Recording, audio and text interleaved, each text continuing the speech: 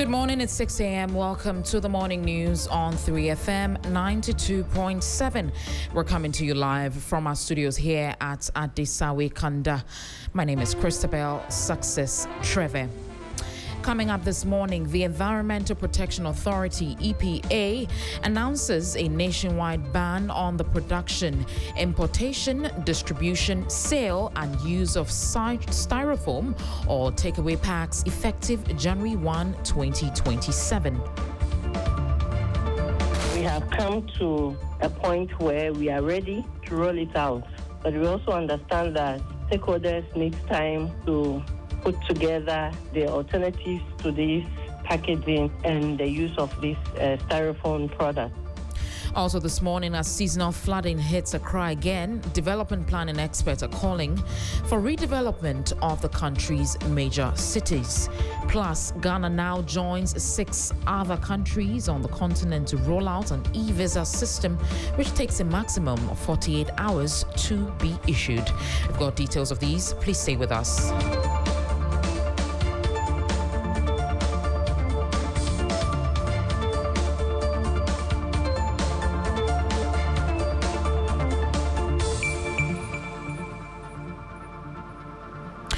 We begin now. The Environmental Protection Authority, EPA, has announced a nationwide ban on the production, importation, distribution, sale, and use of styrofoam, commonly known as takeaway packs, effective January 1, 2027.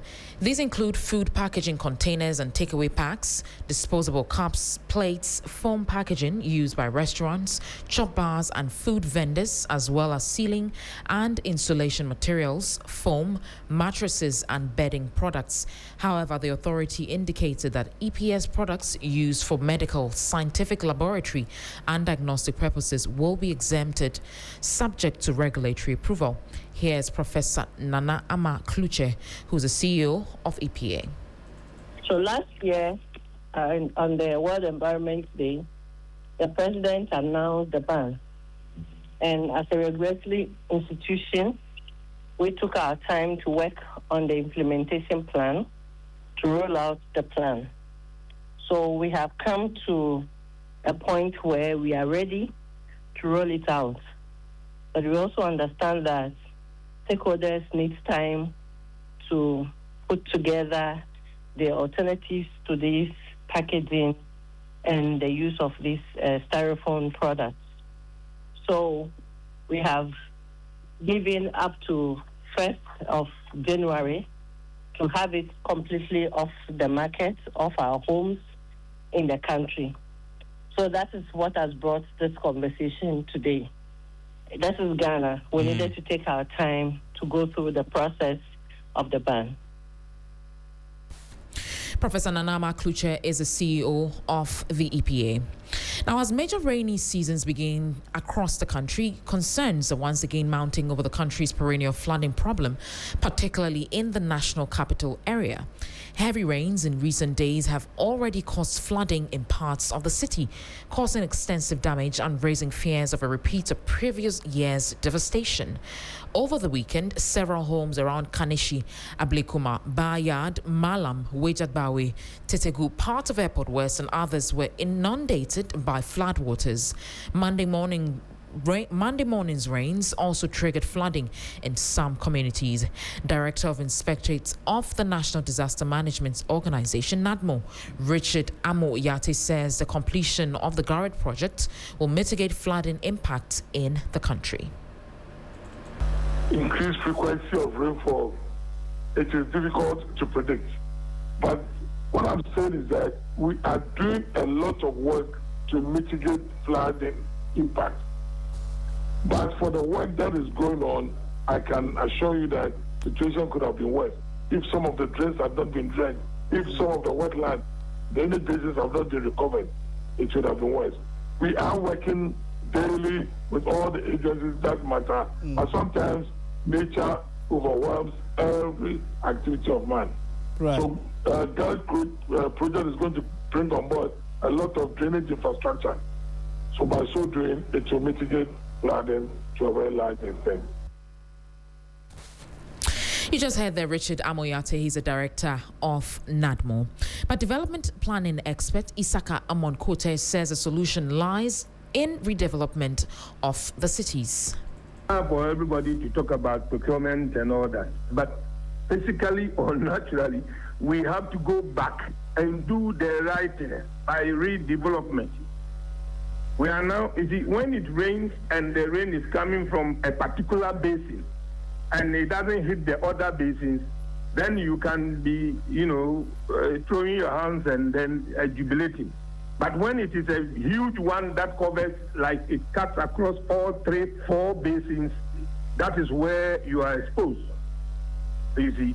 So now the Lapa, Densu, Onyanshia was hit hard today. And that is why we are seeing it. I don't know whether you've seen the picture on the Achimota Pokwase Highway. No. Yes, it's because we have not done any work behind the Ufanko cemetery and then where they sell the wood, the moose area. It is.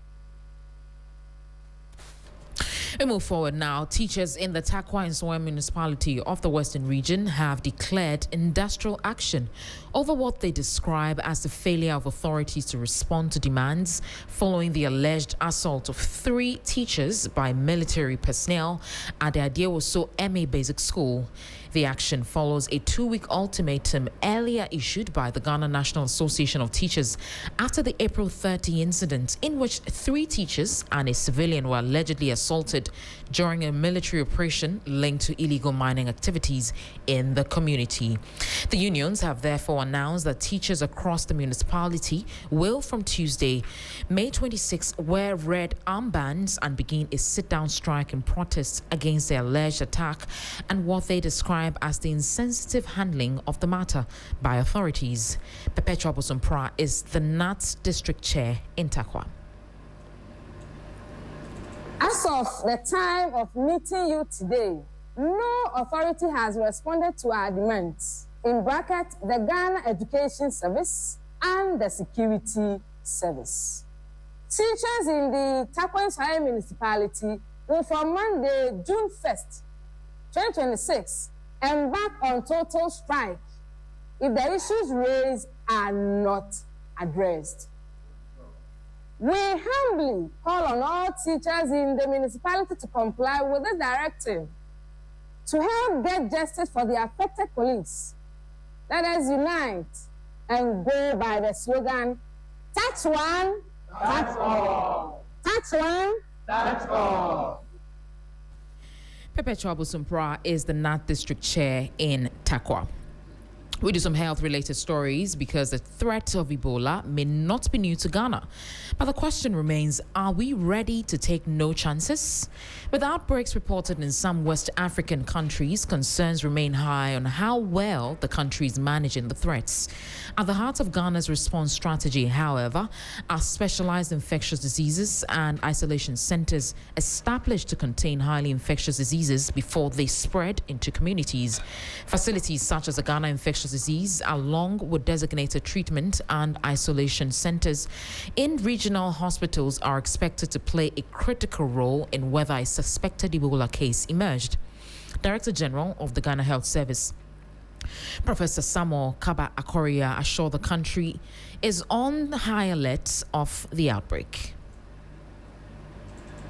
We are well prepared and ready. People have institutional memory of what happened in 2014, 2016, when West Africa experienced the Ebola outbreak. And Ghana fortunately did not experience that, but we had a lot of people who were well prepared. And then most of the people who had worked during that time are still around, and including myself, that led the case management. We have some of those who led a lot of activities around that time. And That was Director General of the Ghana Health Service, Professor Samuel Kaba Akoria.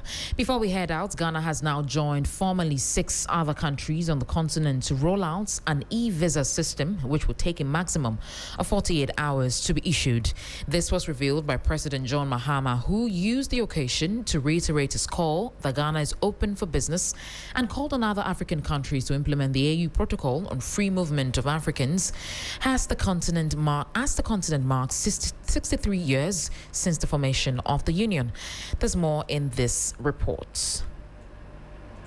Ghana on Monday, May 25, launched a portal to facilitate the easy issuance of visas for African nationals and persons from around the world who wish to visit Ghana. Says Ghana's launch of the e-visa system is to fast-track the borderless concept of a united Africa.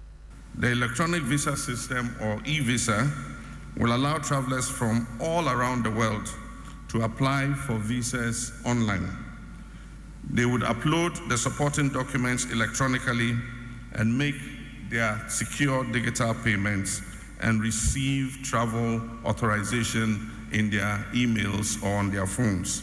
Foreign Affairs Minister Samuel Okudzeto-Ablakwa dismissed assertions that rolling out a free visa policy for African passport holders and an e-visa system would compromise Ghana's national security. Databases that ensure that vetting and screening is enhanced. So for those who think that the new regime of openness means that we are going to undermine our security, you heard it from the Minister of the Interior. We have put in place the needed mechanisms to ensure that even as we open up our country, we do not undermine the security and the stability of our country. And that's it for the morning news on 3FM 92.7. Please log on to our website, 3news.com. My name is Christabel Success Trevor. Business is up next on Sunrise.